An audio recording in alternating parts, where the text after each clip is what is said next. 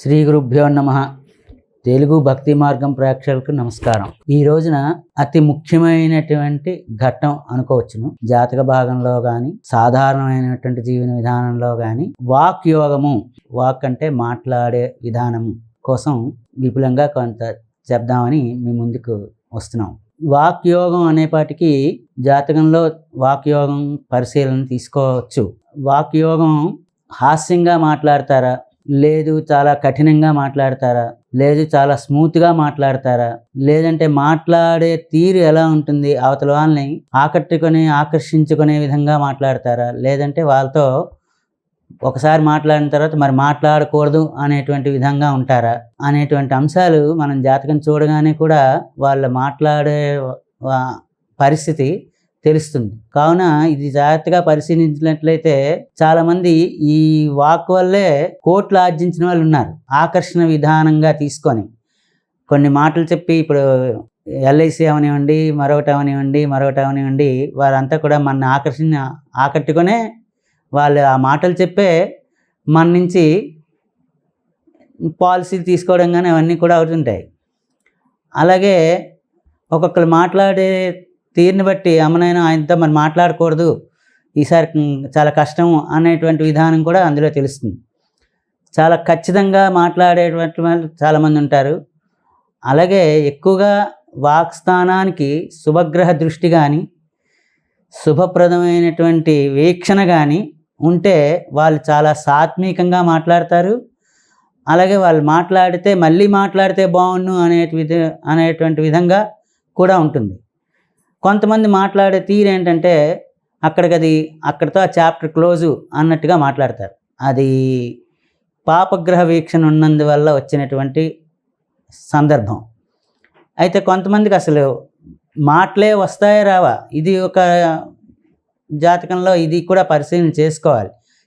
పుట్టినప్పటి నుంచి కూడా వాళ్ళ వాక్స్థానం ఎలా ఉంది అనేటువంటి దాన్ని బట్టి వాళ్ళ జీవితం అన్నీ కూడా ముఖ్యం.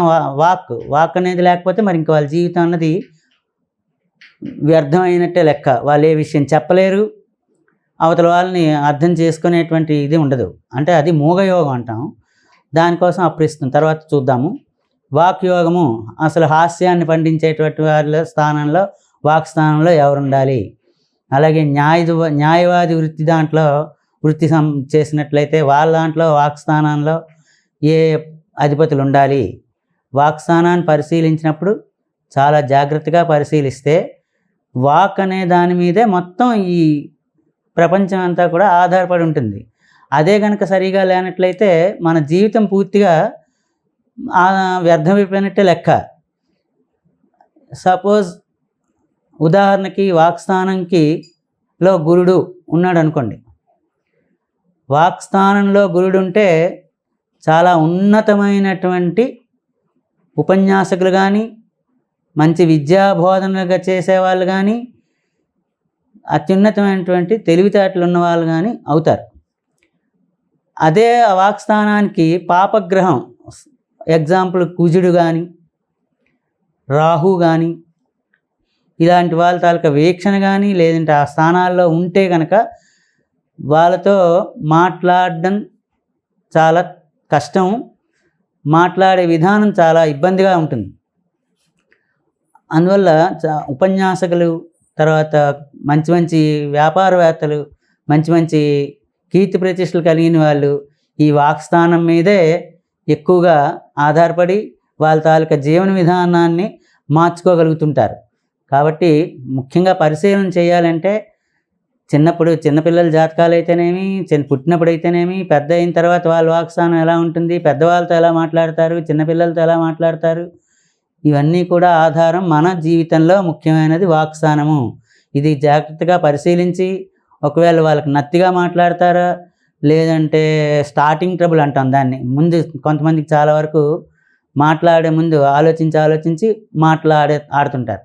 ఇవన్నీ కూడా వాక్స్థానాన్ని క్షుణ్ణంగా పరిశీలించి దానికి ఒకవేళ ఇబ్బంది కలిగినట్లయితే, వాక్స్థానం కనుక చెడిపోయినట్లయితే దాన్ని కూడా ఒక రెమెడీ ద్వారా దాన్ని క్లియర్ చేసి కొంతవరకు వారికి మాటలు వచ్చే విధంగా చేసినట్లయితే వాళ్ళు నిత్యం కూడా దాని మీద జాతకం మీద అవచ్చు, వాక్స్థానంకి ఆ ఇంపార్టెన్స్ ఇచ్చి, అయితే ఈ వాక్స్థానం పరిశీలించినప్పుడు పాపగ్రహ వీక్షణ ఏదైతే ఉంటుందనుకుంటున్నామో దానికి పరిష్కారం చూపించి, తద్వారా వాక్ని కాస్త క్షుణ్ణంగా వచ్చేటట్టుగా కూడా చెయ్యొచ్చును.